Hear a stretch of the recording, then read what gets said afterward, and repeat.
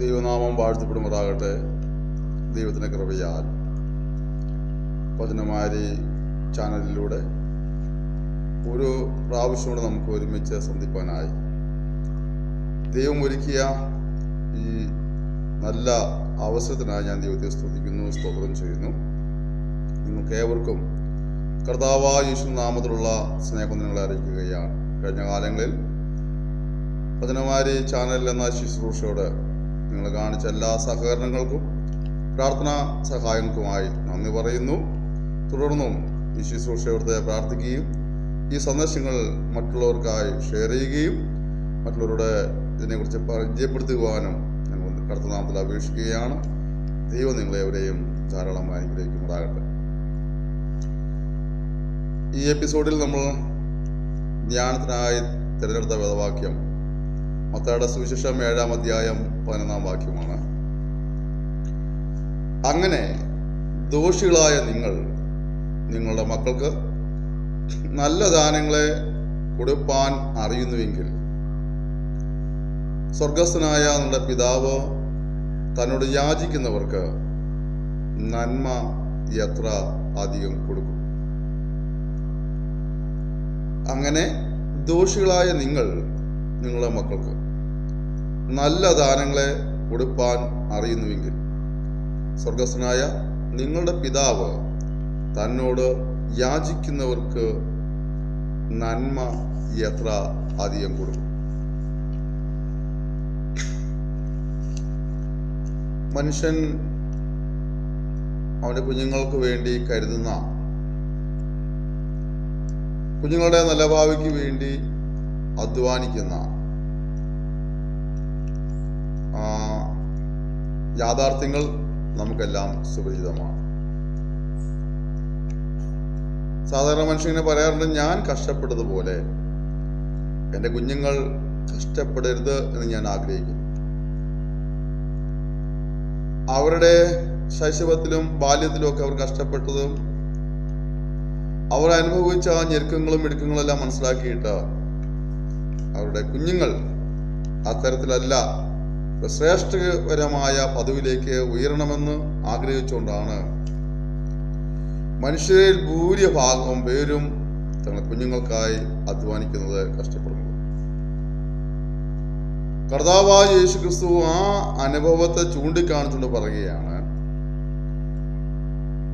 പാപികളും ദോഷികളുമായ മനുഷ്യൻ തൻ്റെ കുഞ്ഞുങ്ങൾക്ക് വേണ്ടി അത്രത്തോളം കരുതൽ നടപടി സ്വീകരിക്കുകയും അവരുടെ നല്ല ഭാവിക്ക് വേണ്ടി ഉന്നമനത്തിന് വേണ്ടി അത്രത്തോളം അധ്വാനിക്കുകയും ചെയ്യുമെങ്കിൽ സ്വർഗസ്ഥനായ പിതാവ്, മനസ്സലിവുള്ള പിതാവ്, സൽഗുണ സമ്പന്നനായ പിതാവ്,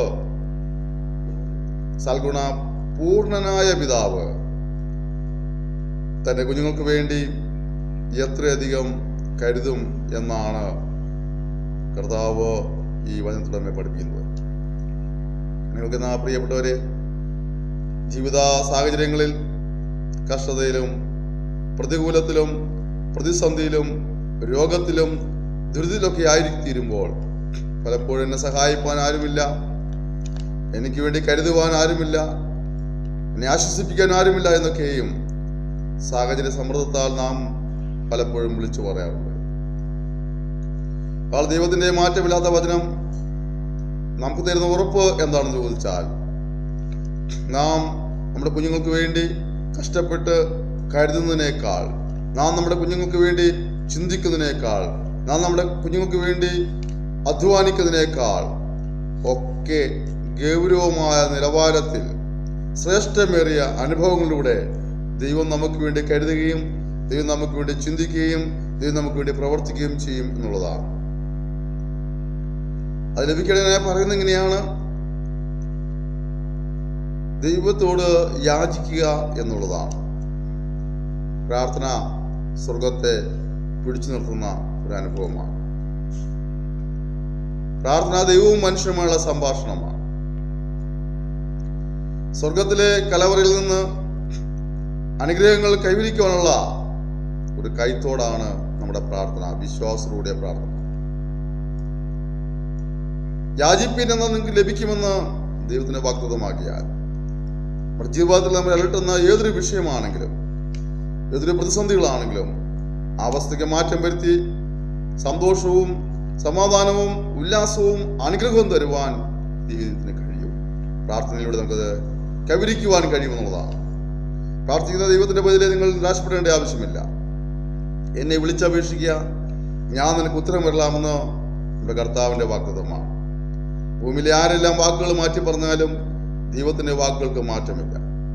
ദൈവം ഒരു കാര്യം ഉവ്വ് എന്ന് പറഞ്ഞാൽ ഉവ്വ് എന്ന് തന്നെയാകിയാൽ നമുക്ക് വിശ്വാസത്തോടെ പ്രാർത്ഥിക്കാം. ഏതൊരു സാഹചര്യങ്ങൾക്കും അവസ്ഥകൾക്കും മാറ്റം വരുത്തി അതിന്മേൽ സന്തോഷവും ഉല്ലാസവും അനുഭവിക്കുമാറ് ശ്രേഷ്ഠകരമേറിയ അനുഭവത്തിൽ നിന്ന് കരം പിടിച്ചുകൊണ്ട് നടത്തുവാൻ കഴിവുള്ള ദൈവത്തിൽ നിങ്ങൾക്ക് ആശ്രയിക്കാം. പ്രാർത്ഥന മറുപടി കിട്ടുമെന്നുള്ളതിന്റെ ഉറപ്പെന്താണ്? മനുഷ്യൻ തന്റെ കുഞ്ഞുങ്ങൾക്ക് വേണ്ടി എത്രത്തോളം കരുതുകയും അവരുടെ ഭാവിക്ക് വേണ്ടി ഉന്നമനത്തിന് വേണ്ടി അധ്വാനിക്കുകയും ചെയ്യുമെങ്കിൽ പിതാവ്, സ്വർഗ്ഗസ്ഥനായ പിതാവ് എത്രയധികം നന്മ നമുക്ക് തരും എന്നുള്ളതാണ്. ഇവിടെ നമ്മൾ ചിന്തിക്കേണ്ട മറ്റൊരു കാര്യം കൂടിയുണ്ട്. ഒരു പിതാവ് തൻ്റെ കുഞ്ഞുങ്ങൾക്ക് വേണ്ടിയാണ് അധ്വാനിക്കുന്നത്.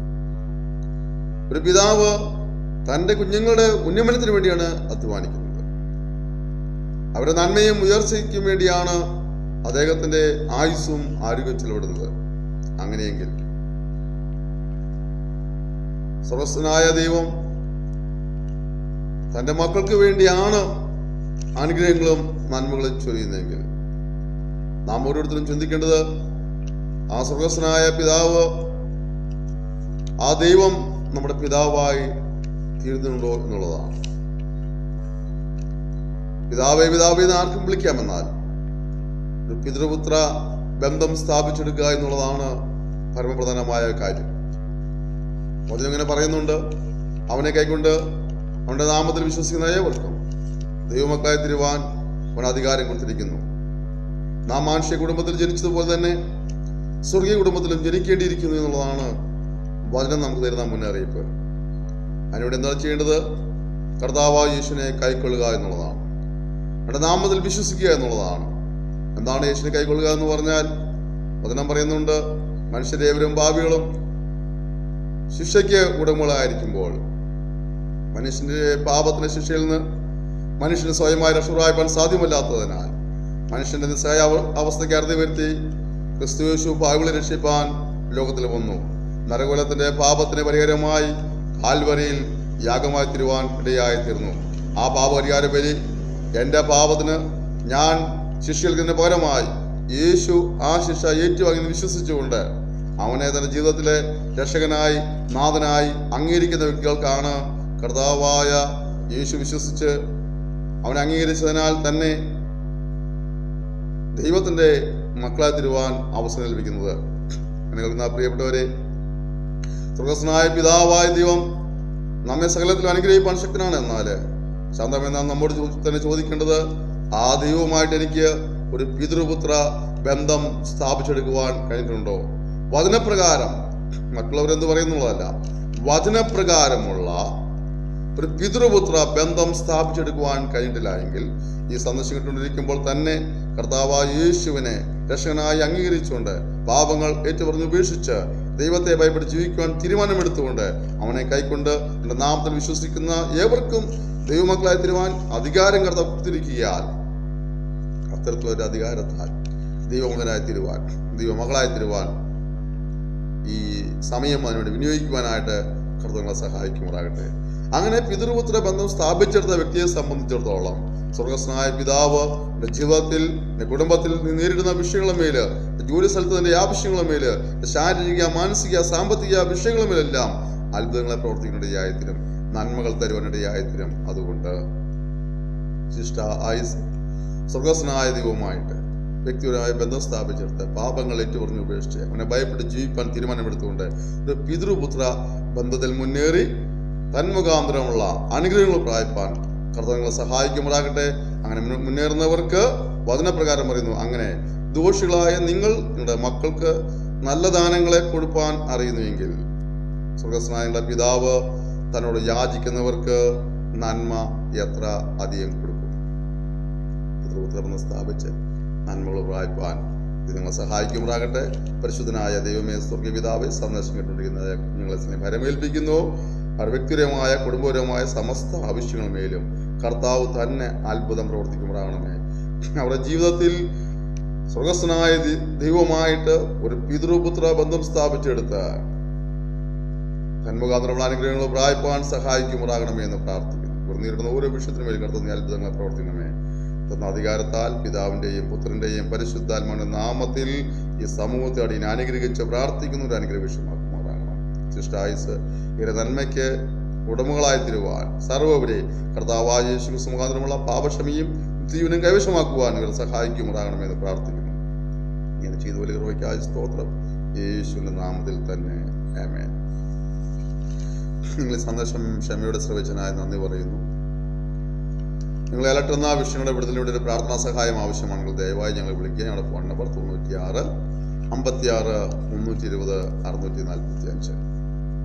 ഈ ശുശ്രൂഷയെ മറ്റുള്ളവർക്ക് പരിചയപ്പെടുത്തുക. ഈ സന്ദേശങ്ങൾ മറ്റുള്ളവരിലേക്ക് കൈമാറുക. ഈ മിനിസ്ട്രിയെ ഓർത്ത് പ്രാർത്ഥിക്കുക. അങ്ങനെ നിങ്ങളുടെ സഹകരണത്താൽ നമുക്ക് ഒരുമിച്ച് കർത്തൃനാമത്തെ ദേശത്ത് ഉയർത്തുവാൻ, കത്തുന്ന തീയിൽ നിന്ന് ചില കൊള്ളികളെ വലിച്ചെടുത്ത് രക്ഷിപ്പാൻ, ലോക സുവിശേഷത്തിന് പങ്കാളിത്തം വഹിപ്പാൻ കർത്താവ് നമ്മെ സഹായിക്കുമാറാകട്ടെ. Thank you. May God bless U.